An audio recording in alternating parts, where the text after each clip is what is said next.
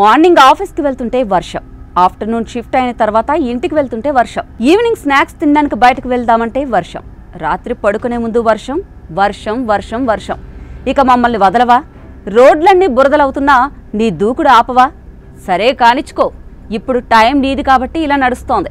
అందుకే 2 రోజులుగా ముసురు వదలడం లేదు. నగరం అంతటా ఇదే పరిస్థితి కనిపిస్తోంది.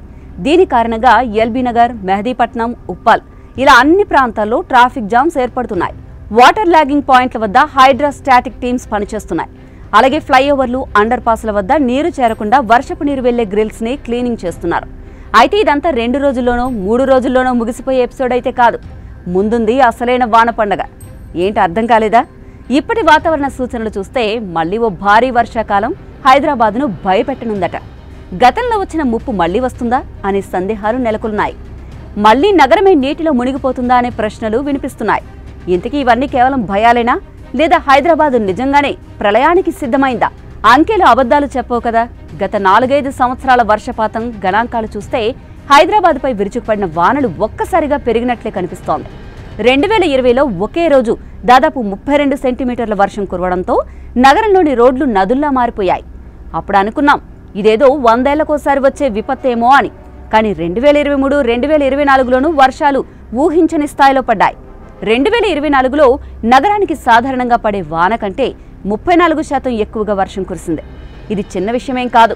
కొన్ని గంటల్లో వర్షపు నీరు కాలువలు దాటి రోడ్ల మీదుగా ఇళ్లలోకి చేరింది. వర్షం పడ్డం మామూలే, కానీ పడే పద్ధతి మారిపోతోంది. సాయంత్రం నుంచే మబ్బులు కమ్ముకుని ఒక్కసారిగా ఘోరంగా కురిసే వానలు ఇప్పుడు సాధారణంగా మారుతున్నాయి. భారత వాతావరణ శాఖ హెచ్చరికల ప్రకారం ఈసారి కూడా సాధారణం కంటే ఎక్కువ వర్షం కురిసే అవకాశం ఉంది. ముందున్న రోజులు మరింత ప్రమాదకరంగా మారే అవకాశం ఉంది. ఇలా నిపుణులు చెప్పే విషయాలు చూస్తే ఈసారి వచ్చే వర్షాలు మనల్ని తలకిందులుగా ముంచే అవకాశమే ఎక్కువట. వర్షాలు ఎక్కువగా పడ్డం ఒకవైపు అయితే, మనమే నిర్మించుకున్న నష్టాలు మరోవైపు వరదల ముప్పును పెంచుతున్నాయి. నగరంలో నదులు, నాలాలు, చెరువుల మీద నిర్మాణాలు పెరిగిపోతున్నాయి. ఎన్నో కాలువలు ఇప్పుడు బహిరంగ చెత్తతో నిండిపోయి నీటి ప్రవాహాన్ని అడ్డుకుంటున్నాయి.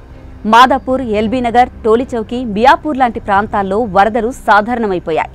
అక్కడ మురికి కాలువలపై ఇళ్లు, అపార్ట్మెంట్లు, షాపులు నిర్మించడమే దీనికి ప్రధాన కారణంగా తెలుస్తోంది. చెరువులను పార్కులు, కమర్షియల్ ప్రాజెక్ట్స్గా మార్చేస్తున్నారు. గత 10 ఏళ్లలో కనీసం 3000కు పైగా చెరువులు ఆక్రమణకు గురయ్యాయి. డ్రైనేజీలు మురికి నీళ్లతో నిండిపోయి వర్షపు నీరుకు దారి లేకుండా చేస్తున్నాయి. వర్షం పడితే నీరు పోవాల్సిన చోట ఆ నీరే మన తలపైకి ఎక్కేలా మారిపోయింది. ప్రకృతి వల్ల మాత్రమే కాదు, మనమే మన సొంత చేతులతో నిర్మించుకున్న నగర నిర్మాణ విధానం కూడా ఇప్పుడు హైదరాబాద్ను ముంచేసేలా చేస్తోంది. ఇటు వాతావరణ మార్పులు కూడా ఈ వరదల ముప్పును పెంచుతున్నాయి.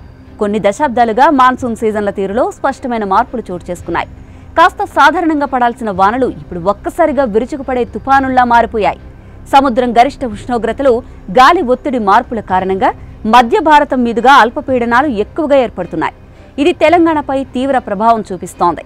అరేబియా సముద్రం, బంగాళాఖాతంలో ఏర్పడుతున్న తుపానుల ప్రభావం హైదరాబాద్ పైనే పడుతోంది. వాతావరణ మార్పుల కారణంగానే ఇండియాలోని చాలా రాష్ట్రాల్లో ఒక రోజులో పడే వర్షం మోతాదు 3 పెరిగిందట. ఈ ఒక్కరోజు వర్షమే నగరాన్ని ముంచేయగలదు.